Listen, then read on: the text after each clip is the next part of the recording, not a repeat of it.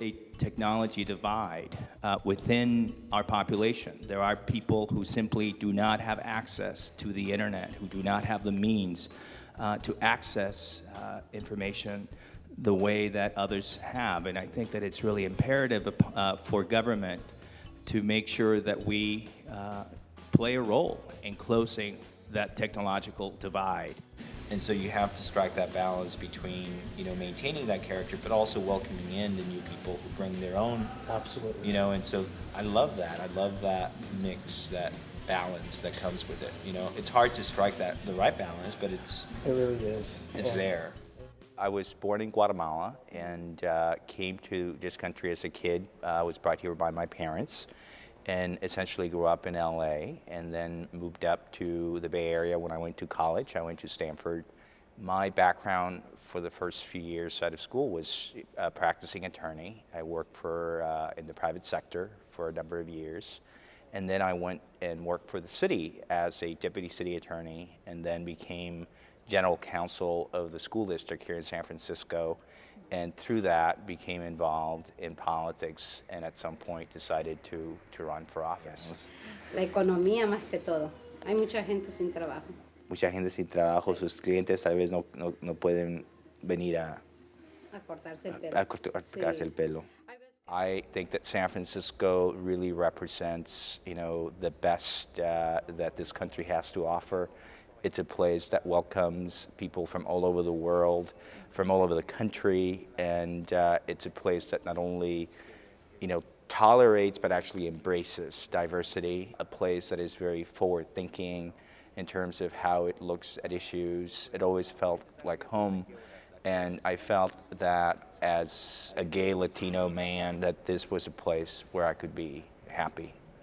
Getting to know the people of the district through the campaign and now doing the job of a supervisor has been the most rewarding experience. It is really remarkable how amazing our neighborhoods are, how amazing its people are.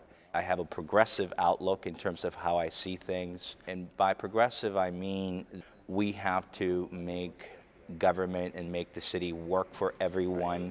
And that means that it's not just those who are doing well, it's also those who are not doing so well, those who have the least. But it also means making sure that the city works for the middle class. Good evening, everyone. Good evening.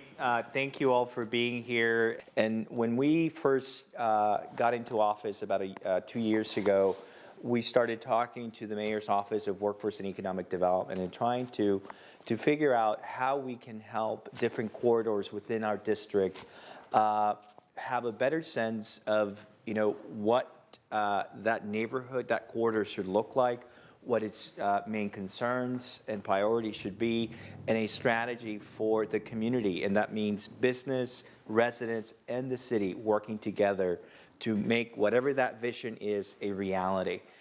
Ultimately, I think that if there is a guiding principle that governs how I approach government is that I believe in good government, I believe in transparency, I believe in accountability, I believe in making sure that we follow best practices. I think that's something that oftentimes transcends the left, the middle, the right. It goes beyond that.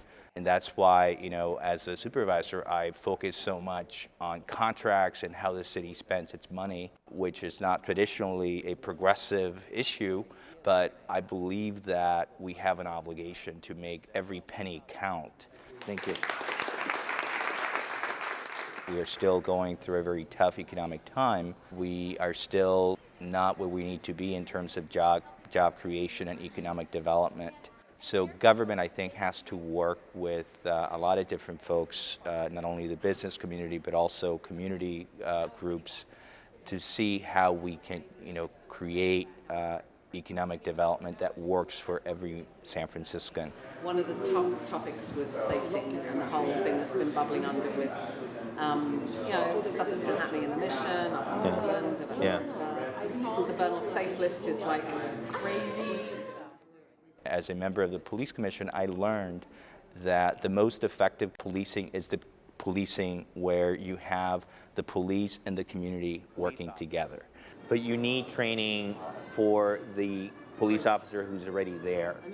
It is important to have police officers on the street and having that police presence, but at the same time, there has to be a connection between the police and the community. Thanks, Lynn. So But you Toby, know, great to meet you so I think we're on the formally. same page. Definitely, good. And I will- You have to make sure that you create an atmosphere where people feel safe, and I think that to feel safe, they have to feel that they're in partnership. I really believe that when you are blessed with the opportunities that this country gives you, that you have an obligation to give back. I really believe in public service. I could be in the private sector and make a lot of money, but I believe that I have a duty to try to make things better for other people and to pay back to a country that has given me so much.